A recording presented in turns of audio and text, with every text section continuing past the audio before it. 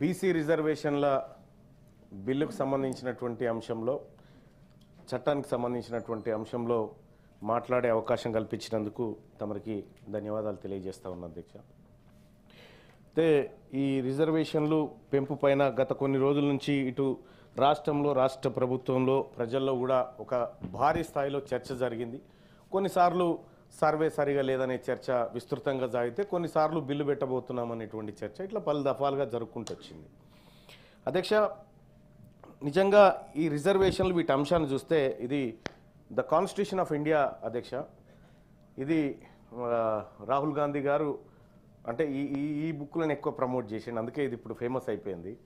So ఈ constitution of ఇండియాలో ఇందులో ప్రియాంబుల్ ఉంది అధ్యక్ష.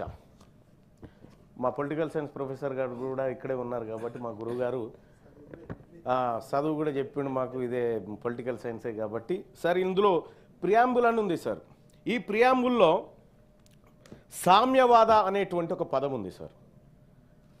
సామ్యవాద అనేటువంటిది ఒక సిద్ధాంతానికి సంబంధించిన పదమైనప్పటికీ దానికి కొన్ని లక్షణాలు ఉన్నాయి సార్. ఆ లక్షణాల్లో ప్రధానమైనది సామ్యవాద అంటే దాని లక్షణాల్లో ప్రధానమైనది అందరికీ సమానమైన అవకాశాలు హక్కులు దక్కాలి అనేది ఆ లక్షణాల్లో గోచరిస్తుంది. ఆర్థికపరమైన రాజకీయపరమైన అన్ని అవకాశాలు సమానంగా దక్కాలనేది దాంట్లో గోచరిస్తుంది అధ్యక్ష. అధ్యక్ష, ఇంతవరకు బాగుంది. భారత రాజ్యాంగం ముఖ్యంగా సామాజిక ఆర్థిక రాజకీయ అవకాశాలు అందరికీ సమానంగా ఉండాలని చెప్తా ఉంటే ఇది ఎందుకు రాసుకున్నాం అధ్యక్ష మనం కాన్స్టిట్యూషన్లో? ఈ దేశంలో ప్రజలందరికీ సమాన అవకాశాలు లేవు, సామాజికంగా ఆర్థికంగా రాజకీయంగా వెనుకబడిన వాళ్ళు మరియు అప్పర్ కాస్ట్ అందరి మధ్య వ్యత్యాసాలు ఉన్నాయనేటువంటి కారణం చేత ఆ పదాలన్నీ తెచ్చుకొని మనం ప్రియాంబుల్లో పెట్టుకున్నాం భారత రాజ్యాంగంలో. అధ్యక్ష, దీని భారత రాజ్యాంగం ప్రకారం ఈ ప్రజలందరినీ, ఈ దేశంలో ఉన్నటువంటి ప్రజలందరినీ సమాన స్థాయికి తీసుకొచ్చి సమాన సంపద పంచి సమాన హక్కులు పంచి తద్వారా ఈ దేశం పరిపూర్ణమైన ప్రజాస్వామ్యాన్ని సాధించాలనేది ఇందులో ఉన్నటువంటి ఉద్దేశం అధ్యక్ష. వెనుకబడిన తరగతుల వాళ్ళు ఈ దేశంలో ఉన్నారని భారత రాజ్యాంగంలోని ఆర్టికల్ 340 చెప్తుంది అధ్యక్ష. ఆర్టికల్ 340ను భారత రాజ్యాంగంలో పొందుపరిచి 75 సంవత్సరాలు గడుస్తూ ఉంది అధ్యక్ష. 75 సంవత్సరాల నుంచి ఈ దేశంలో వెనుకబడిన తరగతులు ఉన్నారు అని 75 సంవత్సరాల నుంచి ఈ రాజ్యాంగం చెప్తుంది అధ్యక్ష.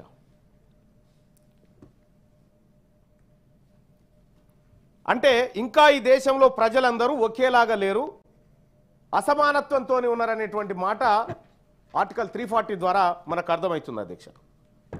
ఈ వెనుకబడిన తరగతులను మిగతా ప్రజల స్థాయికి ఎదిగేలా చేయడం ఈ దేశ పాలకులు ఎన్ని ప్రయత్నాలు చేశారు. ఇప్పుడు రిజర్వేషన్లు అనేటువంటి అంశం కానీ హక్కులు అనేటువంటి అంశం కానీ అన్నీ ఆ పదార్థం నుంచి వచ్చినాయి అధ్యక్ష, ఆ సమస్య నుంచి ఉద్భవించినాయి. మరి ఈ దేశంలో 75 సంవత్సరాలుగా పరిపాలన జరుగుతూ ఉంది. ఈ 75 ఏళ్ళుగా ఈ వెనుకబడిన తరగతులను ఎంత ముందుకు తీసుకుపోయే ప్రయత్నం ఈ దేశ పాలకులు చేసిరు అనేది ఒక్కసారి మనం మాట్లాడుకోవాలి అధ్యక్ష. ఇండస్ట్రీలను అభివృద్ధి చేయడం కోసం ప్రత్యేక మంత్రిత్వ శాఖ ఉంది. రహదారులు బాగు చేయడానికి రోడ్లు భవనాల శాఖ ఉంది అధ్యక్ష. పశువులను అభివృద్ధి చేయడం కోసం పశుసంవర్ధక శాఖ కూడా ఉంది. కానీ వెనకబడిన తరగతులను పైకి దేవడానికి 78 ఏళ్ల స్వతంత్ర భారతదేశంలో బీసీ మంత్రిత్వ శాఖ లేదు అధ్యక్ష.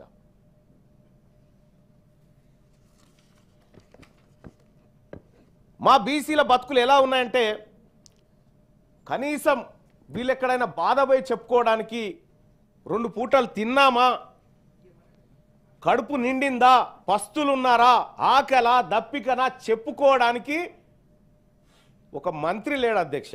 ఈ దేశంలో కేంద్రం చెప్తున్న అధ్యక్ష, రాష్ట్రాలు కాదు ఇవి. అయితే ఈ దేశంలో ఉన్నటువంటి బీసీలకు కనీసం ఏముంది తొంగి చూడడానికి కూడా ఓ మంత్రిత్వ శాఖ లేదు, వీళ్ళు చెప్పుకోవడానికి కూడా ఓ మంత్రి కనిపించాడు. ఈ దేశం మా కోసం ఒక మంత్రిని కూడా ఏర్పాటు చేయలేకపోయింది 75 సంవత్సరాలల్లా. ఈ భారత రాజ్యాంగంలో ఉన్నటువంటి ఆర్టికల్ 340 ఆ తర్వాత ఇందులో ఉన్నటువంటి సామ్యవాద సమానత్వం అనేటువంటి పదాలు మమ్మల్ని ముందుకు తీసుకుపోవడానికి పెట్టినట్టుగా ఈ భారత రాజ్యాంగంలో కనిపిస్తాయి. ఒక మాటలో చెప్పాలంటే అధ్యక్ష, ఒక ఇంటి పెద్ద లేని ఇల్లు ఎట్లుంటుందో ఈ భారతదేశంలో బీసీలకు ఒక మంత్రి లేనటువంటి ఇల్లు లాగా ఉంది అధ్యక్ష. ఇంకా కొంత ఇన్డెప్త్ కన్వయించుకోండి మీరు దీన్ని.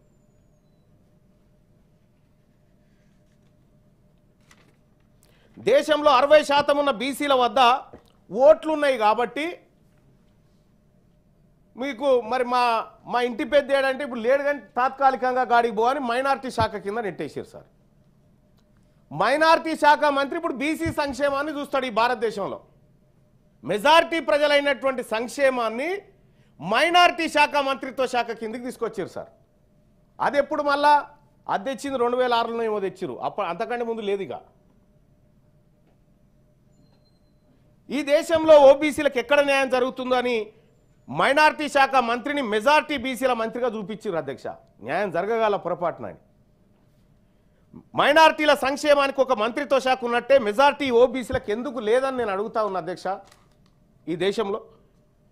ఈ దేశంలో సుమారు 50 పైచీలకు మంత్రిత్వ శాఖలు ఉన్నాయి అధ్యక్ష. ఒక్క మంత్రిత్వ శాఖ మా కోసం పెట్టలేకపోయిన ప్రభుత్వాలు మమ్మల్ని పైకి తీసుకొచ్చి ఆలోచన చేస్తున్నాయని 78 ఏళ్ల సంది చెప్తా ఉంటే ఆ మోసపు మాటలు ఇని ఇని ఇని ఇసుకొస్తా ఉంది అధ్యక్ష మాకు బీసీలకు. ఆర్థిక సమానత్వం గురించి దేశంలో ఉన్నటువంటి సంపద అందరూ ప్రజలకు సమానంగా పంచబడాలి, తద్వారా అందరూ ఈక్వల్గా కనిపించాలనేది మన సమానత్వం గురించి మాట్లాడుకున్నాం. స్వాతంత్ర దినోత్సవం నాడు అదే, గణతంత్ర దినోత్సవం నాడు అదే, గాంధీ జయంతి నాడు అదే మాట్లాడుకుంటాం. మరి ఆచరణలో ఎంతవరకు ఉంది దేశంలో? ఇదే భారత రాజ్యాంగంలోని ప్రియాంబుల్ పీఠికలో ఆర్థిక సమానత్వం అని రాసుకున్నాం. సోషల్ జస్టిస్, ఎకనామిక్ జస్టిస్ అని రకరకాలుగా రాసుకున్నాం. అంటే ఈ దేశంలో ఉన్న సంపద దేశంలోని అన్ని వర్గాలకు సమానంగా పంచబడాలి, తద్వారా ప్రజలందరూ ఆర్థికంగా సమానత్వం సాధించాలని పీఠికలోని ఆర్థిక సమానత్వం సారాంశం అధ్యక్ష. మరి జరిగింది ఏంది అధ్యక్ష? ఈ దేశంలో ఉన్న 140 కోట్ల మంది ప్రజలకు దేశ సంపద సమానంగా పంపిణీ జరిగి అందరూ ఆర్థికంగా ఈక్వల్గా ఉండాలని పీఠిక చెప్తా ఉంటే ఒక నివేదికను పరిశీలిద్దాం అధ్యక్ష. 1-2 నివేదికలు పరిశీలిద్దాం. WID వరల్డ్ ఇన్ఈక్వాలిటీ డేటాబేస్ అధ్యక్ష. ఆ నివేదికతో పాటు అంటే దాన్ని ప్రపంచ అసమానతల డేటాబేస్ కూడా అని అంటారు అధ్యక్ష. ఈ డేటాబేస్ని ఆక్స్ఫాము, ఫోర్బ్సు, హురూన్ సంస్థలు తయారు చేసి ప్రకటిస్తాయి అధ్యక్ష. ఈ నివేదికలు పరిశీలిస్తే మన దేశంలో ఆర్థిక సమానత్వం పెరిగిందా లేకపోతే ఇంకా దిగజారిపోయిందా మనకు అర్థమవుతుంది అధ్యక్ష. గతంలో అంటే 1972 నుంచి 73 NSSO అంటే నేషనల్ శాంపిల్ సర్వే ఆర్గనైజేషన్ అనే సంస్థ, దానికి ఇంకో పేరు కూడా ఉంది, నేషనల్ స్టాటిస్టికల్ ఆర్గనైజేషన్ అనేటువంటి సంస్థ. ఇవన్నీ సర్వే సంస్థలు అధ్యక్ష. ఈ దేశంలో ఉన్నటువంటి ఆర్థిక అసమానతలు, ప్రజల మధ్య ఉన్నటువంటి వ్యత్యాసాలను ఇవి క్షుణ్ణంగా పరిశీలించేటువంటి సంస్థలు. ఈ నివేదికలు ఒకసారి చూస్తే అధ్యక్ష, ఇవి ప్రతి 5 ఏళ్ళకోసారి దేశవ్యాప్తంగా సర్వేలను బయటపెట్టాయి.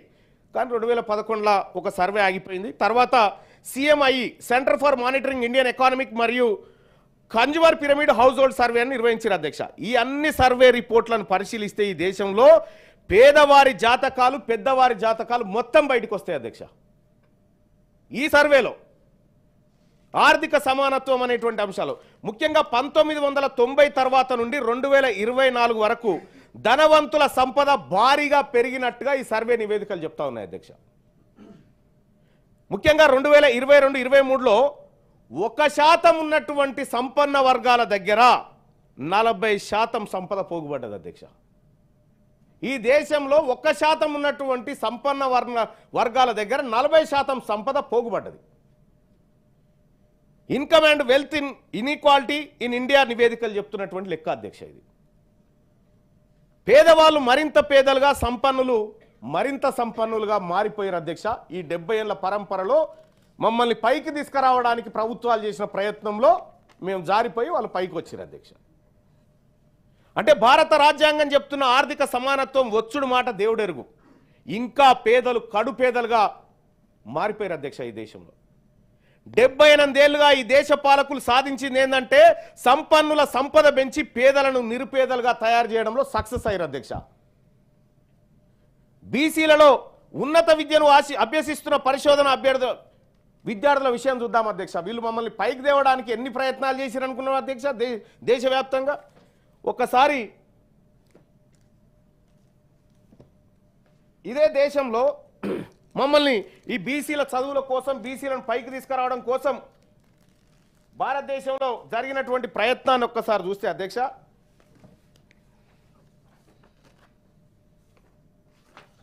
రైట్ 2014-15లో భారత ప్రభుత్వం 16 లక్షల కోట్ల బడ్జెట్ పెట్టింది అధ్యక్ష.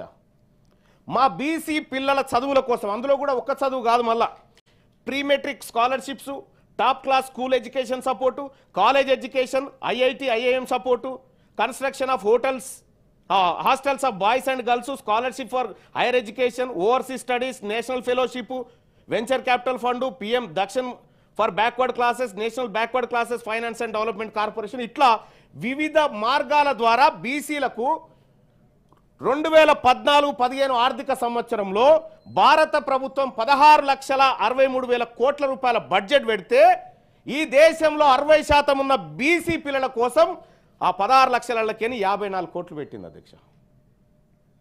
54 కోట్లు అధ్యక్ష. 2015-16లో 17,90,000 కోట్ల రూపాయలు ఈ దేశంలో బడ్జెట్ పెడితే బీసీ బిడ్డల చదువు కోసం భారతదేశ వ్యాప్తంగా 1,085 కోట్లు మాత్రం కేటాయించారు అధ్యక్ష.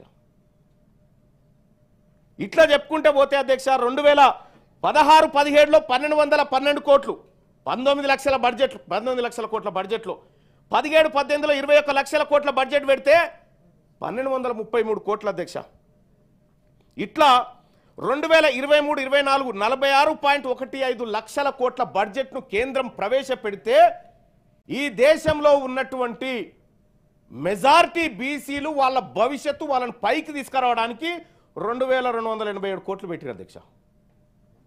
మొత్తం ఇప్పటి వరకు గడిచిన 10 ఏళ్లలో బీసీలను ఆర్థికంగా, బీసీలను విద్యాపరంగా పైకి తీసుకురావడానికి ఈ దేశం మా కోసం పెట్టినటువంటి ఖర్చు 10 ఏళ్లలో 15,000 కోట్లు పెట్టింది అధ్యక్ష. 15,855 కోట్లు పెట్టింది.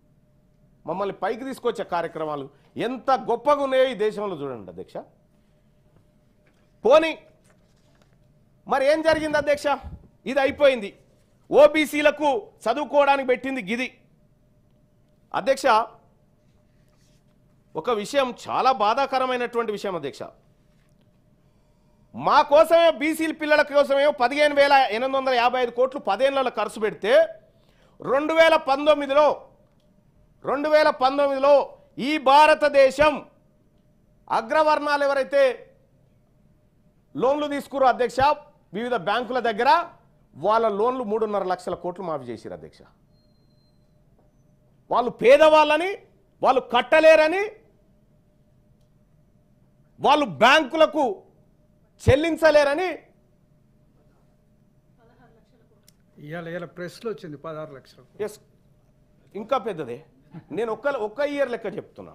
నేను 2019 లెక్క చెప్తా ఉన్నా. ఓన్లీ 3.5 లక్షల కోట్లు కేవలం 15 మందికే మాఫీ చేసిరు అధ్యక్ష. 15 మందికి 3.5 లక్షల కోట్లు మాఫీ చేసిరు.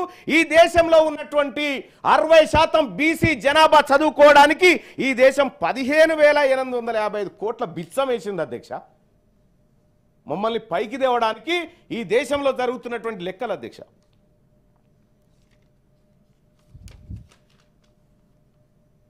అధ్యక్ష, ఈ మాట 2019లో ఒకే సంవత్సరం మాఫీ చేసింది 15 మందికి మాఫీ చేసిరు 3.5 లక్షల కోట్లని రాహుల్ గాంధీ గారు కూడా అన్నారు. ఈ మాట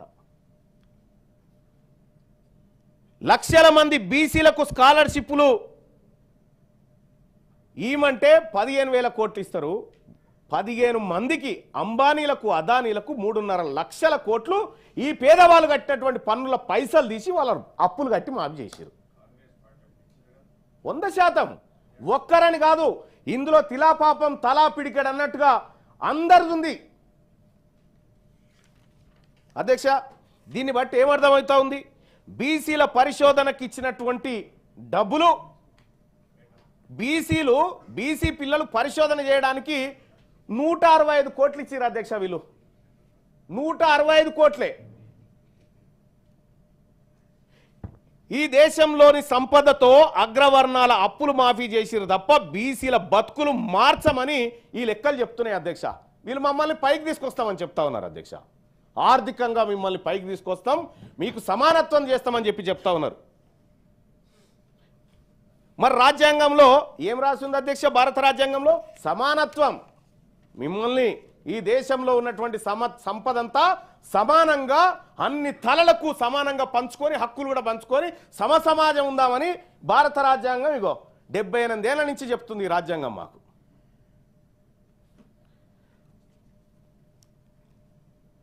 వాస్తవానికి ఈ భారత రాజ్యాంగం లెక్కల ఇందులో రాసుకున్న దాని ప్రకారం అగ్రవర్ణాల దగ్గర పోగుబడ్డ సంపద తీసి బీసీలకు పేద వర్గాలకు వంచితే సమానత్వం అవుతుంది అధ్యక్ష.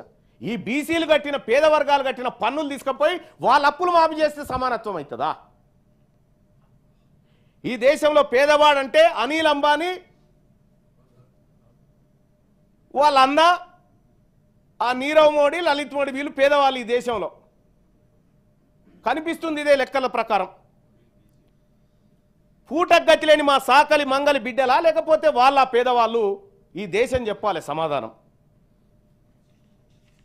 ఈ దేశంలో పేదవాడు ఆకలితో చచ్చిపోతా ఉంటే వాడికి అన్నం పెట్టి కాపాడాల్సిన ప్రభుత్వాలు అగ్రవర్ణాల పొట్ట నింపి పేదవాడిని శ్మశానానికి పంపుతా ఉన్నాయి అధ్యక్ష.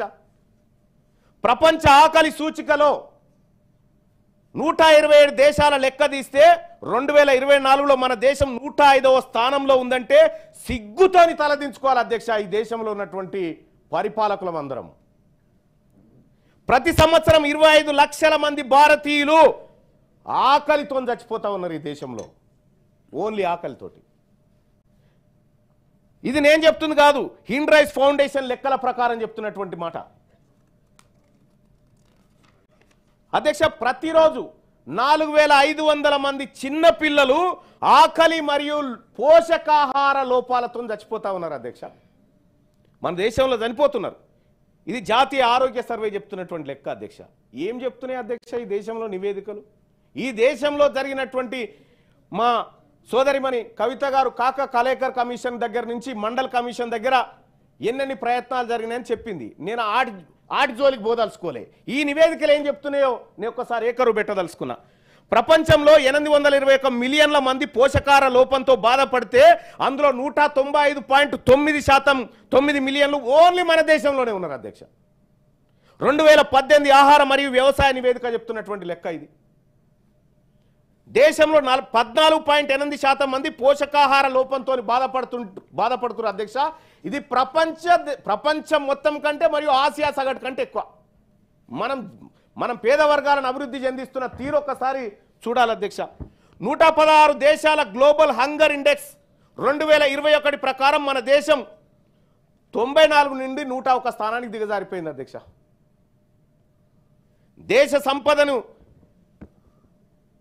దేశ సంపదతోటి తగ్గించాల్సిన ఇవి అధ్యక్ష. ఈ అంతరాలు తగ్గించాలి, ఈ ఆకలి చావులు ఆపాల. ఇవి ఆపితే ఏ ప్రజల నుంచి కూడా రిజర్వేషన్లు అనేటువంటి కోరికలు పుట్టవు, ఏ ప్రజల నుంచి కూడా ఈ డిమాండ్లు రావు. ఇవన్నీ ఎందుకు వస్తున్నాయి అనేది దీని చుట్టూ తిరుగుతూ ఉన్నాయి ఈ అంశాలన్నీ.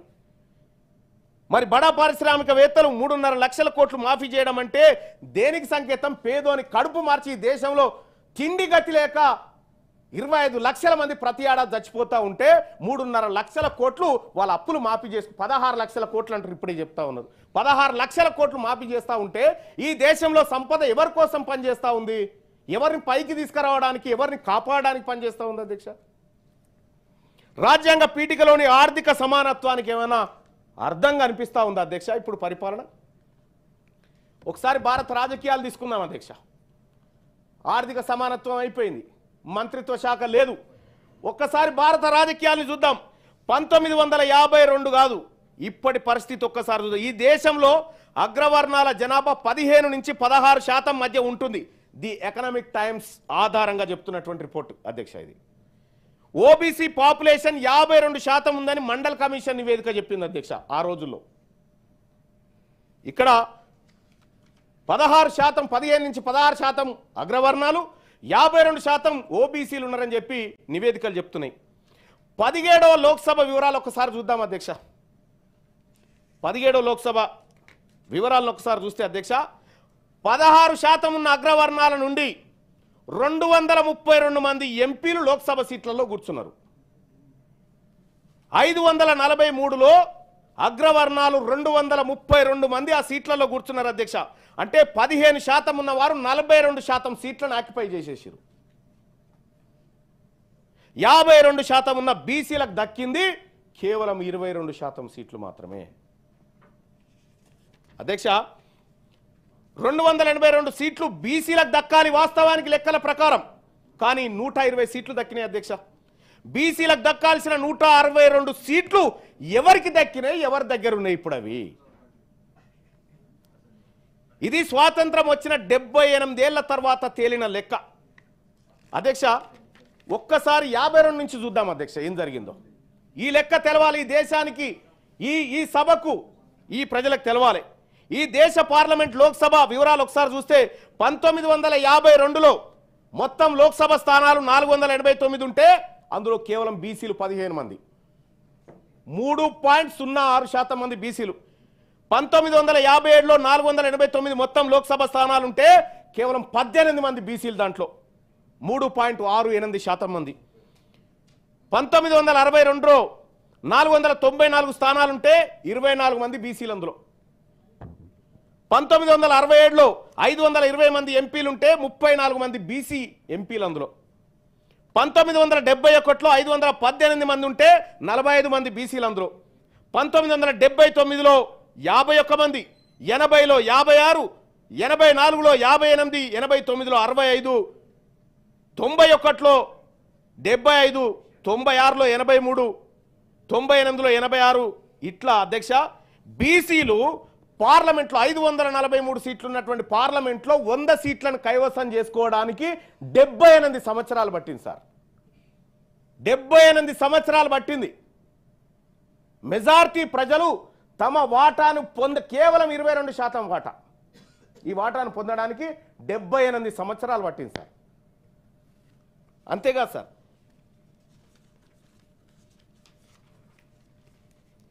2014 543 సీట్లుంటే 131, 24% వచ్చినాం సార్.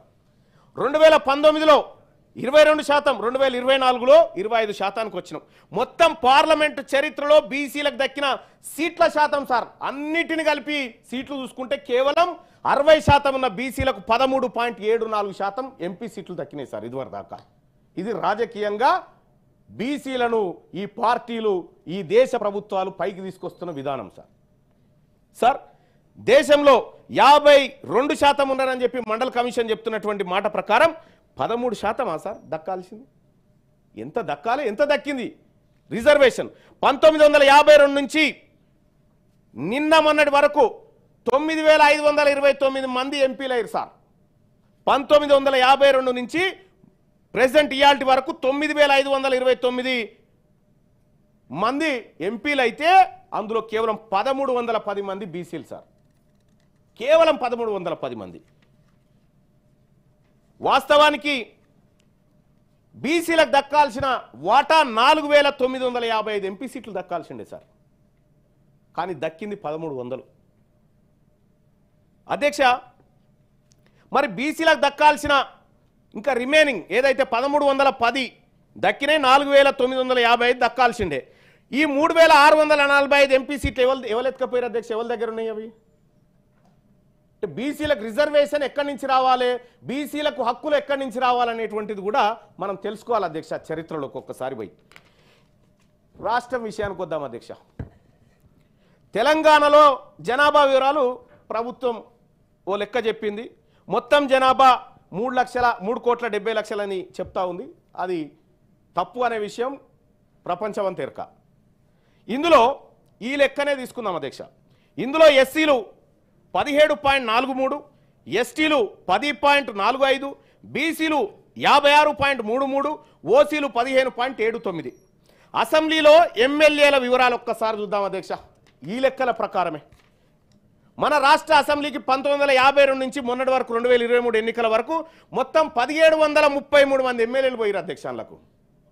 1733 మంది ఎమ్మెల్యేలు అసెంబ్లీకి పోతే అందులో ఓసీలు 1045 మంది ఉన్నారు సార్.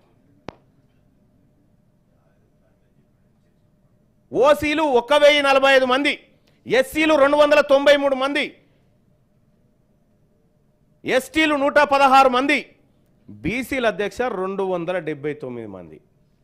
1733 మంది ఎమ్మెల్యేలలో బీసీలు పోయింది 279 మంది అధ్యక్ష. ఆ బీసీలలో బీసీ మహిళలు పోయింది 8 మంది సార్. అందులో 4 సార్లు కొండా సురేఖ. ఇవి మా ప్రాతినిధ్యం. ఈ సభలలో మా ప్రాతినిధ్యం అంటే 15% ఉన్న అగ్రవర్ణాలు 60.3% ఎమ్మెల్యే సీట్లు పొందినాయి సార్ ఈ రాష్ట్రంలో. 56% ఉన్న బీసీలకు 16% మాత్రమే ఎమ్మెల్యే సీట్లు దక్కినాయి అధ్యక్ష. అంటే ఈ లెక్కలతో తేలింది ఏంటంటే ఈ తెలంగాణ రాష్ట్రంలో బీసీలకు దక్కాల్సిన ఎమ్మెల్యే సీట్లు అగ్రవర్ణాలకు అంటే మొత్తం 1733 ఎమ్మెల్యేలలో అధ్యక్ష పాపం ఇందులో 578 మంది రెడ్డి సామాజిక వర్గానికి, 155 ఎమ్మెల్యేలు వెలమ సామాజిక వర్గానికి, 70 ఎమ్మెల్యేలు కమ్మ సామాజిక వర్గానికి. ఇట్లా మెజారిటీ సీట్లు ఈ పక్షాలకు పోయినాయి అధ్యక్ష. ఇలా తక్కువ జనాభా ఉన్న వాళ్ళు ఎక్కువ జనాభా ఉన్న వాళ్ళ అవకాశాలు తీసుకోగలిగారు. పై 3 కులాల జనాభా కంటే ఈ తెలంగాణలో ముదిరాజుల జనాభా డబుల్ ఉంటుంది సార్. వాళ్ళు ఇప్పుడు అసెంబ్లీలో 2 ఉన్నారు. ఒక్కరే ముషిరాబాద్ మరి మీరు కలుపుకుంటారో లేదు, గంగపుత్ర అంటారు కదా, రైట్. ఒక్క ఆయన ఉన్నాడు సార్. ఇగో ఇవి లెక్కలు సార్. ఇంకంతే అదే కాదు సార్. సర్పంచ్ల కాడికి వద్దాం సార్. సర్పంచ్ల కాడికి వద్దాం. భారత పార్లమెంట్ అయిపోయింది, అసెంబ్లీ అయిపోయింది, సర్పంచ్ల కాడికి వద్దాం సార్. 2014-16 మధ్య ఒక్క వేరియేషన్ చూద్దాం సార్. మొత్తం రాష్ట్ర వ్యాప్తంగా సర్పంచ్ల సంఖ్య 8692 మంది సార్. అప్పుడు 1081 మంది ఈ రెడ్డి సామాజిక వర్గానికి సంబంధించినటువంటి సర్పంచ్లు ఉన్నారు సార్. 119 మంది వెలమలు ఉన్నారు సార్. 97 మంది కమ్మ సామాజిక వర్గానికి సంబంధించి 20 లక్షల జనాభా పైచీలుకున్న యాదవులకు 560 దక్కినాయి సార్. అవి రిజర్వేషన్లు ఉండేప్పటికీ 47 బీసీ కులాలను కలిపి దక్కిన సర్పంచ్ పదవులు ఎంత అంటే 47 బీసీ కులాలకు దక్కిన ఎంత అంటే 324 సర్పంచ్ సార్. ఈ ఎంపీటీసీ జెడ్పీటీసీలది తెలంగాణ వ్యాప్తంగా 2014-16 మధ్య మొత్తం ఎంపీటీసీలు 6490. అందులో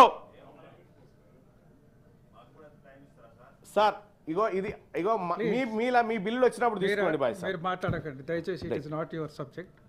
మొత్తం ఎంపీటీసీలు 6490 ఉంటే అందులో పైన చెప్పినటువంటి 3 కులాలే దాదాపు 800 ఎంపీటీసీలు దక్కించుకున్నాయి సార్.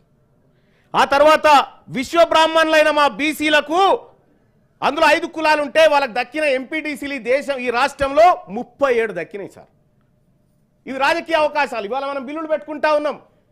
రాజకీయ అవకాశాలు 42% రావాలి, ఆర్థిక అవకాశాలు 42% రావాలి, విద్యా ఉద్యోగాల్లో రావాలనుకుంటున్నాం కదా. ఎందుకు రావాలి, ఈ వర్గాలకు ఎందుకు ఇవ్వాలన్నప్పుడు మనం ఈ సమాధానం చెప్పుకోవాలి సార్. జెడ్పీటీసీలు చూస్తే అధ్యక్ష 441 ఉంటే అందులో దాదాపుగా 70 వరకు ఆ 3 వర్గాలకు పోయినాయి సార్. మా రజకులు ఈ తెలంగాణ రాష్ట్రంలో 2014-16 మధ్య మా రజక జెడ్పీటీసీ ఒక్కడే సార్. ప్రెసెంట్ ఉన్నటువంటి జెడ్పీటీసీలో మా బీసీ ముస్లిం జెడ్పీటీసీ ఒక్కరే సార్ అలంపూర్ కాడు ఉంటారు. అలాగే అధ్యక్ష ఈ లెక్కలు బట్టి చూస్తే స్థానిక సంస్థల ఎన్నికల్లో ఎస్సీ ఎస్టీ బీసీలకు 50% రిజర్వేషన్ పోగా మిగిలిన 50% అనధికారికంగా అగ్రవర్ణాలు రిజర్వేషన్ లాగా అనుభవించినాయి అధ్యక్ష ఈ దేశంలో. అంటే పార్లమెంట్ నుంచి పంచాయతీ వరకు అప్పనంగా అన్ని పదవులు అనుభవించింది అప్పర్ క్యాస్ట్ మాత్రమే. మరి రాజ్యాంగ పీఠికలో చెప్పిన సాంఘిక, ఆర్థిక, రాజకీయ న్యాయం అనే పదాలకు ఏమన్నా అర్థం ఉందా అధ్యక్ష? ఈ లెక్కలు చూస్తే సమానత్వం కనిపిస్తుందా ఎక్కడన్నా? అధ్యక్ష, ఈ విధంగా లెక్కలను పరిశీలించినప్పుడు ఈ దేశంలో మరి రాష్ట్రంలో అగ్రవర్ణాల వాళ్ళు మరో 500 ఏళ్లకు సంబంధించిన అడ్వాన్స్ రిజర్వేషన్ వాడుకోరు సార్. వాళ్ళు 500 ఏళ్లకు సంబంధించిన అడ్వాన్స్ రిజర్వేషన్ వాడుకోరు సార్. బీసీలు 1000 సంవత్సరాలు వెనకబడి ఉన్నారు సార్ ఆ వాడుకోవడంలో. ఈ వెనుకబడిన బీసీలకు ఇప్పుడు 42% రిజర్వేషన్ అంటున్నారు సార్. కానీ 56% రిజర్వేషన్, ఇప్పుడు 56% ఉన్నారు. వీళ్ళకు 70% రిజర్వేషన్ ఇచ్చినా ఇంకా 200 ఏళ్ళకు కూడా వీళ్ళు రీచ్ కాలేరు సార్. ఆడికి 70% ఇచ్చినా రీచ్ కాలేరు. కాబట్టి 42% కాదు, మీరు చెప్పిన లెక్క ప్రకారం 56% మాకు ఇవ్వండి అధ్యక్ష. అంతేకాదు అధ్యక్ష, ఇక్కడ అయ్యా మాకు 78 ఏళ్ల సంధి అన్యాయం జరుగుతుందని మొత్తుకున్నాం సార్. మాకు మంత్రి లేడు చెప్పుకోవడానికి, మాకు మంత్రిత్వ శాఖ లేదు, మా వర్గాల ముఖ్యమంత్రి లేడు, మా వర్గాల నుంచి మంత్రులు ఉంటే మా మాటినే మంత్రులు కాదు. అయ్యా మాకు ఉన్నది న్యాయస్థానం, న్యాయస్థానాల దగ్గరికి పోయినాం. ఈ దేశంలో మాకు హక్కులు సరిగా దొరకట్లేదు, రాజ్యాంగ ఫలాలు అందట్లేదు, పదవులు అందట్లేదు, ఉద్యోగాలు అందట్లేదు అని న్యాయస్థానం దగ్గరికి పోయినాం సార్. ఆ న్యాయస్థానాల దగ్గరికి పోతే సార్ మా గోడు చెప్పుకుందామని పోతే ఈ భారతదేశంలో ఉన్నటువంటి జడ్జిలు 75.69% మంది అగ్రవర్ణాలే సార్. 75.69% మంది అగ్రవర్ణాల జడ్జిలు ఉన్నారు సార్. వాళ్ళ దగ్గరికి మేము న్యాయం కోసం పోతే జరిగింది ఏంటంటే సార్, 1990లో పోతే అయ్యా మాకు అన్యాయం జరిగిందని పోతే, అచ్చా మీకు అన్యాయం జరిగిందా, మీకు 27% రిజర్వేషన్ అంటారుగా, చలో ఇది ఆపురా రిజర్వేషన్ అని 2 ఏళ్ళు ఆపింది అధ్యక్ష. కోర్టు 2 సంవత్సరాలు మా బీసీ రిజర్వేషన్లు ఆపింది అధ్యక్ష, న్యాయం కావాలని పోతే. అదే అగ్రవర్ణాల ఈడబ్ల్యూఎస్ రిజర్వేషన్ మాత్రం అడ్డుకున్నోడే లేడు అధ్యక్ష. అధ్యక్ష, ఇక న్యాయస్థానాల దగ్గర మా పరిస్థితి ఏం లేదు. పోనీ ఇక్కడ రాజకీయ పరంగా మా పరిస్థితి ఏం లేదు, ఆర్థికంగా ఏం లేదు. ఇక మాకు మిగిలింది 4th ఎస్టేట్ సార్, మీడియా అంటారు దాన్ని. ఈ మీడియా దగ్గరికి పోతే ఈ అన్యాయాలన్నీ మీడియా ముందు గోసెల్ల పోసుకుందామంటే అధ్యక్ష, ఈ దేశంలో ఉన్న 90% మీడియా సంస్థలు అప్పర్ క్యాస్ట్ అధ్యక్ష. 90% మీడియా సంస్థలు అప్పర్ క్యాస్ట్వే. ది హిందూ పత్రిక కథనం ప్రకారం, ఆ నివేదికలు ప్రకారం చెప్తా ఉన్న అధ్యక్ష, 121 మీడియా సంస్థలలో 106 అప్పర్ క్యాస్ట్ వాళ్ళే సార్, ఒక్క బీసీది లేదు. వాళ్ళ ముందు ఎంత మొత్తుకున్నా సింగిల్ కాలం వార్త కూడా ఈ బీసీల బాధ రాయరు, రానియరు కూడా అధ్యక్ష. ఇలా ఎన్ని లెక్కలు అధ్యక్ష, ఒక్కటి కాదు అధ్యక్ష. ఈ దేశంలో అధ్యక్ష ఎక్కడో ఓ చోట బీసీల చర్చ జరగాలి, బీసీల బాధ వినబడాలంటే అది టీవీ డిబేట్లలో, వేదికల మీదనో జరగాలి. కానీ ఈ దేశంలో top news channels sir, top news channels Hindi ఛానళ్ళు 40, ఇంగ్లీష్ ఛానళ్ళు 47 సార్. ఈ 40 హిందీ ఛానల్లో సాయంత్రం 7 గంటలకు డిబేట్ నడిపిస్తారు సార్ ఒక ఇష్యూ మీద. ఇంగ్లీష్ ఛానల్లో కూడా ఇష్యూ నడిపిస్తారు సార్, ఒక టాపిక్ తీసుకొని డిబేట్ పెడతారు అందరితోని. ఈ 40 హిందీ ఛానళ్ళల్లో 47 ఇంగ్లీష్ ఛానల్లో ఒక్క బీసీ యాంకర్ లేడు సార్. ఇక మా బాధ వాడు ఎందుకు పట్టించుకుంటాడు సార్? మా బాధ ఎవరు వింటారు సార్ ఈ దేశంలో? ఒక్క బీసీ మాత్రమే కాదు, ఎస్సీ ఎస్టీలు కూడా లేరు ఇంకా అలా. అధ్యక్ష, తెలుగు వార్తా ఛానళ్ళ కన్నా చెప్పుకుందాం అనుకున్నాం అధ్యక్ష. ఇక్కడ చూస్తే అధ్యక్ష 15 దాకా ఛానళ్ళు ఉంటే ఒక్కడి కూడా బీసీ వాళ్ళ ఛానల్ లేదు సార్. ఈ వర్గాల నుంచి ఛానలే గతి లేదు, ఓ పేపర్ గతి లేదు. వీళ్ళు ఎంతసేపు బీసీలు హక్కులు అడిగేటువంటి వాళ్ళను ద్రోహులుగా చిత్రీకరించి జనంలోకి వదిలిపెట్టేటువంటి కార్యక్రమాలు చేస్తారు సార్. ఇంకోటి ఏంటంటే అధ్యక్ష, ఇక మాకు ఈ మీడియా పని చేయదని సోషల్ మీడియాకు వచ్చినాం సార్. సోషల్ మీడియాకు వచ్చి మా గొంతు, మా ఆవాజ్, మా హిస్సా, మా హుకూమత్, మా ఇజ్జత్ అని చెప్పి మాట్లాడుతూ ఉంటే ఈ అన్ని సెక్షన్లు కలిసి అక్రమ కేసులు, అరెస్టులు, దాడులు, హత్యలు, దోపిడీలు ఇవి మా మీద జరుగుతున్నాయి సార్. ఈ బీసీల మీద ఇటు బీసీలకు దక్కుతున్న అదనపు ఇవి రిజర్వేషన్లు సార్. ఈ దేశంలో నేను చెప్తా ఉన్నా, అటు కాంగ్రెస్ పార్టీ కానీ, భారతీయ జనతా పార్టీ కానీ, బీఆర్ఎస్ పార్టీ కానీ అందరు నాయకులు ఉన్నారు, అందరికి చెప్తా ఉన్నా, బీసీలకు రిజర్వేషన్లు 52% కల్పించారు. ఎరికైనా మీరు అందరు కలిసి, తెలుసా మీకు ఈ విషయం? 52% రిజర్వేషన్ ఎక్కడంటే చనిపోయిన రైతు కుటుంబాలు తీసుకున్న ఆర్థిక సాయం కాడ 52% బీసీలు రైతులు ఆత్మహత్యలు చేసుకొని చచ్చిపోతే ఆ బీమా పైసల కాడ 52% మేము తీసుకున్నాం. అడిగా మాకు రిజర్వేషన్ దక్కింది. అవ గాడ శ్మశాన వాటిక కాడ మాకు రిజర్వేషన్ 52% దక్కింది. అధ్యక్ష, కాంట్రాక్టర్లు వాళ్ళే, ఫార్మా ఇండస్ట్రీ వాళ్ళదే, సినిమా ఇండస్ట్రీ వాళ్ళదే, భారీ పరిశ్రమలు వాళ్ళవే, రియల్ ఎస్టేట్ వాళ్ళవే. మా బీసీలకు కంట్రోల్ బియ్యం, ఇందిరం మిల్లు, 2000 పింఛన్, ఆరోగ్యశ్రీ కార్డు, సస్తే రైతు బీమా. ఇది దేశంలో మమ్మల్ని పైకి తీసుకురావడానికి జరుగుతున్నటువంటి ఒక లెక్క చూస్తే అధ్యక్ష, ఇది చాలా బాధ అనిపిస్తుంది అధ్యక్ష. ఏ రంగాల్లో బీసీలు లేరు అనేది ఒకసారి నేను తీస్తే అధ్యక్ష, వ్యవసాయ భూమిలో తగిన వాటా లేదు బీసీలకు, పరిశ్రమల్లో వాటా లేదు, 98% అగ్రకులాల చేతుల్లో ఉన్నాయి, ఖనిజ వనరులైన గనుల్లో వాటా లేదు, ఎగుమతులు దిగుమతుల వాణిజ్యంలో వాటా లేదు, రోడ్లు, భవనాలు, కాల్వలు, ప్రాజెక్టుల కాంట్రాక్టులన్నీ వాళ్ళ చేతుల్లోనే, ప్రభుత్వ లైసెన్సుల్లో వాటా లేదు, లాభదాయక వ్యాపారాల్లో వాటా లేదు, ప్రైవేట్ సెక్టార్లో వాటా లేదు, డిఫెన్స్ రంగంలో వాటా లేదు, సైన్స్ అండ్ టెక్నాలజీలో మన వినియోగం లేనే లేదు, హైకోర్టు, సుప్రీంకోర్టు న్యాయమూర్తులు మనోళ్ళు లేనే లేరు, అతి తక్కువగా నిర్ణయాల జమైరాళ్ళు కూడా 2-3.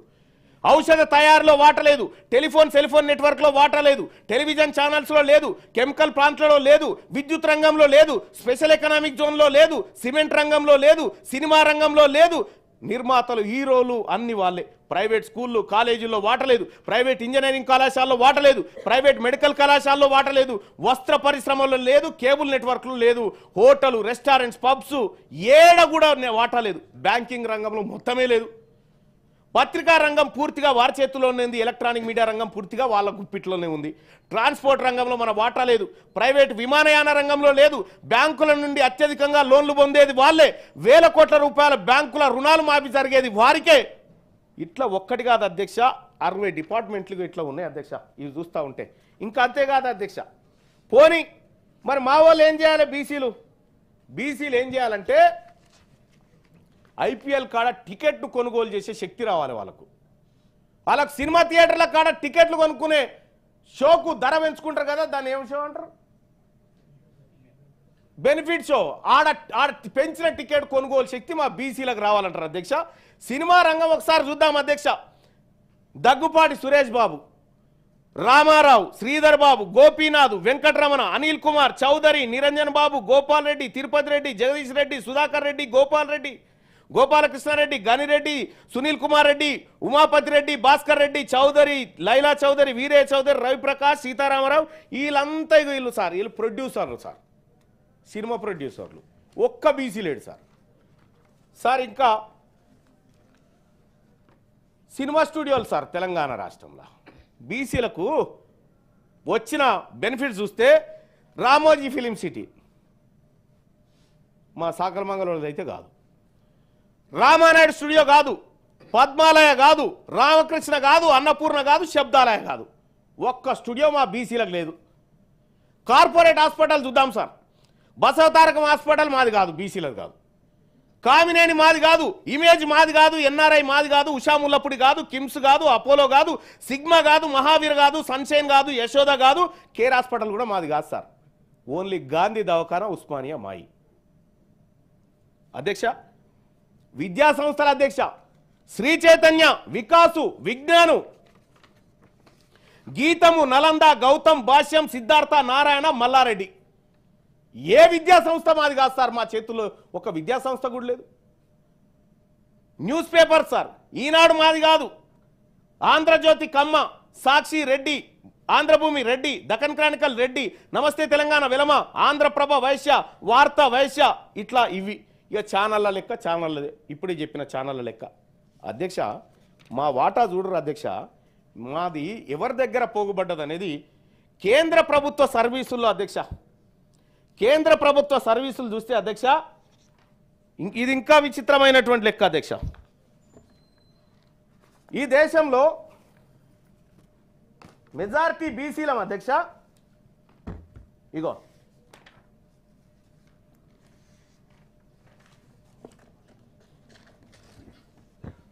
మెజారిటీ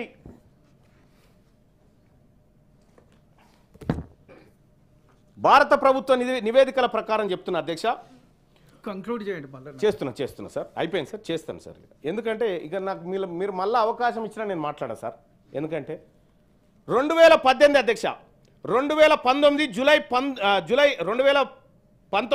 17 నాడు భారత ప్రభుత్వం చెప్పినటువంటి లెక్క సార్. 78 మినిస్ట్రీస్ అండ్ డిపార్ట్మెంట్స్ నుంచి గవర్నమెంట్ ఆఫ్ ఇండియా ఇచ్చిన లెక్కలు చూస్తే అధ్యక్ష ఓబీసీలకు 27% వాటా కాదు అధ్యక్ష. ఓబీసీ ఉద్యోగులు ఉన్నది కేవలం 21% మంది మాత్రమే కేంద్ర ప్రభుత్వ రంగంలో అధ్యక్ష. ఇక్కడ రాష్ట్రాల వారీగా ఒక్క తమిళనాడు 50% రిజర్వేషన్ బీసీలకు అమలు చేస్తూ ఉంది అధ్యక్ష. అలాగే పాండిచేరి 34%, కేరళ 40%, కర్ణాటక 32%, బీహార్ 34%, అండమాన్ నికోబార్ దీవులు 38% రిజర్వేషన్ అమలు చేస్తూ ఉన్నాయి అధ్యక్ష. ఇప్పుడు ఇంకొక లెక్క అధ్యక్ష, ఐఐటీలలో బీసీ ప్రొఫెసర్ల లెక్క ఒక్కసారి చూద్దాం. ఐఐటి బాంబేలో 693 మంది ప్రొఫెసర్లు ఉంటే అందులో 26 మంది బీసీలు. మొత్తం జ్యుడిషియరీలోనే వాళ్ళే, మీడియాలో వాళ్ళే, ఎడ్యుకేషన్ డిపార్ట్మెంట్ వాళ్ళే, పాలిటిక్స్ వాళ్ళే, సినిమా వాళ్ళే, ఐపీఎల్ వాళ్ళే. మేము ఏడున్నాం సార్ ఇంకా ఈ దేశంలో? ఈ రాజ్యాంగం మాకు చెప్తా ఉంది మిమ్మల్ని పైకి తీసుకొస్తామని చెప్తా ఉన్నది. పైకి తీసుకొస్తామని ఈ రాజ్యాంగం చెప్తా ఉంది.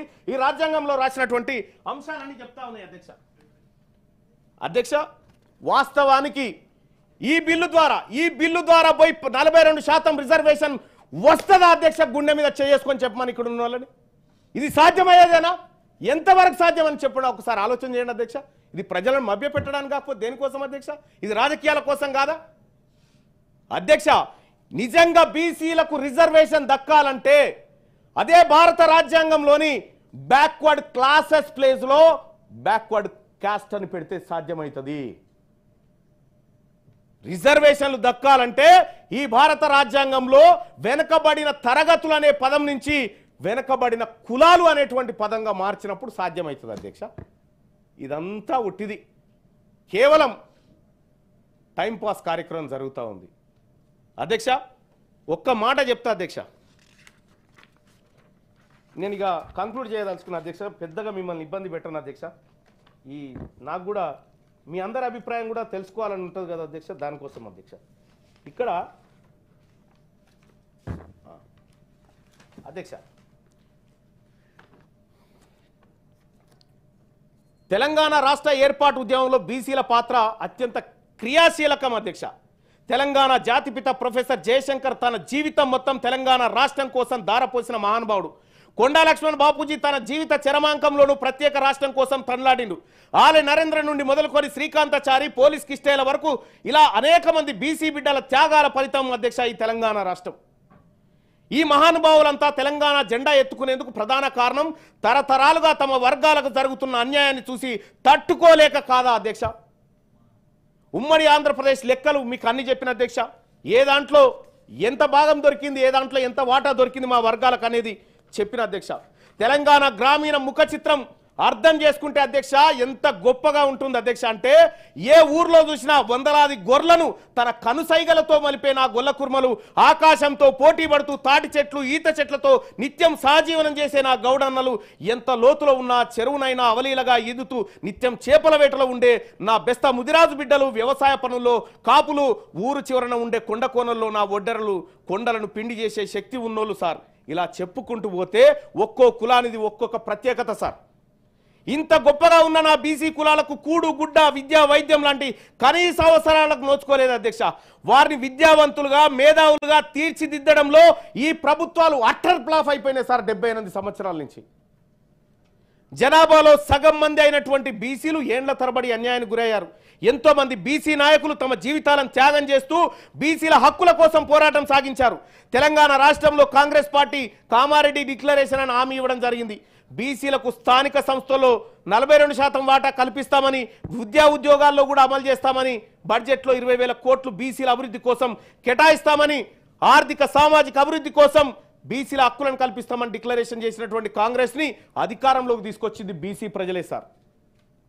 బీసీ ప్రజల్లో అత్యధిక జనాభా కలిగినటువంటి కులాలు ప్రాతినిధ్యం 1-2 సీట్లకు మాత్రమే పరిమితమయ్యాయి. ముఖ్యంగా ఈ రాష్ట్రంలో అత్యధిక జనాభా కలిగినటువంటి గౌడ్లు, యాదవులు, ముదిరాజులు, పద్మశాలులు, మున్నూరు కాపురు కులాలు కారణాలు ఏమైనా జనాభాకు తగ్గట్టు రాజకీయ అవకాశాలు రాలేదు అధ్యక్ష.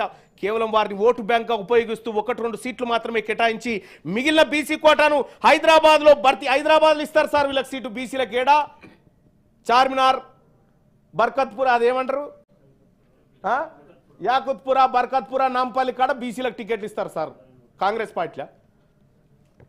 సార్ దేశవ్యాప్తంగా ముఖ్యంగా తెలంగాణలో మనం నిర్వహించిన కులగణన సర్వే ప్రకారం ఓసీల జనాభా 5.7% అన్నారు. ఇందులో రెడ్లు, వెలమలు, కమ్మలు, బ్రాహ్మణులు, వైశ్యులు ఇలా అన్ని రంగాల్లో అభివృద్ధి చెందిన కులాలు ఉన్నాయి అధ్యక్ష. సంపదలో 50% పైబడి ఈ కులాల మధ్య ఉంది.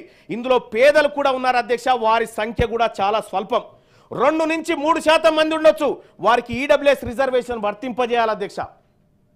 అగ్రవర్ణాల్లో ఉన్నటువంటి పేదలను ఆదుకోవడానికి ఈడబ్ల్యూఎస్ ఖచ్చితంగా అమలు చేయాలి అధ్యక్ష.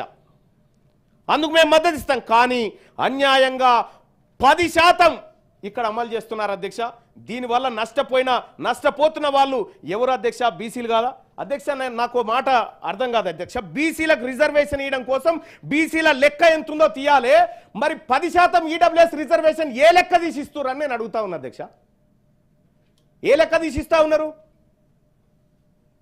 ఈ పాపం 2019లో భారతీయ జనతా పార్టీ నేతృత్వంలోని ఎన్డీఏ ప్రభుత్వం అమెండ్మెంట్ 103 ప్రకారం ఈడబ్ల్యూఎస్ కోటా తీసుకొస్తే ఆ కోటాను యాజ్ ఇట్ ఈస్ గా ఏ కమిషన్ లేకుండా, ఏ రిపోర్టు నివేదిక లేకుండా 10% అమలు చేసిన పాపం బీఆర్ఎస్ పార్టీది కాదా సార్? మా కడుపు కొట్టింది ఎవరు సార్? అన్ని పార్టీలు ఉన్నాయి సార్. ఇలా ఒక్కరని కాదు సార్, అన్ని పార్టీలు ఈ దేశంలో ఉన్నటువంటి బీసీల కడుపు కొట్టినాయి సార్. ఇప్పుడు భారత రాజ్యాంగంలో 27% రిజర్వేషన్ ఉంటే 20% దాటలే మా వాటా. ఈ ఉన్న రిజర్వేషన్నే మీరు 27%కి తీసుకురానటువంటి ఈ ప్రభుత్వాలు 42% ఇచ్చి మమ్మల్ని కూర్చుండబెడతాయి. అందుకే ఈ వేదిక నేను చెప్తా ఉన్నా అధ్యక్ష, ఈ వాటాల ద్వారానో ఈ కోటాల ద్వారానో కాదు అధ్యక్ష, ఈ తెలంగాణ రాష్ట్రంలో ఈ దేశంలో బీసీలు అధికారంలోకి వచ్చినప్పుడే వాళ్ళ బతుకులు మారుతాయని తమ ద్వారా తెలియజేసుకుంటూ ఈ అవకాశం కల్పించిన మీ అందరికీ ధన్యవాదాలు అధ్యక్ష.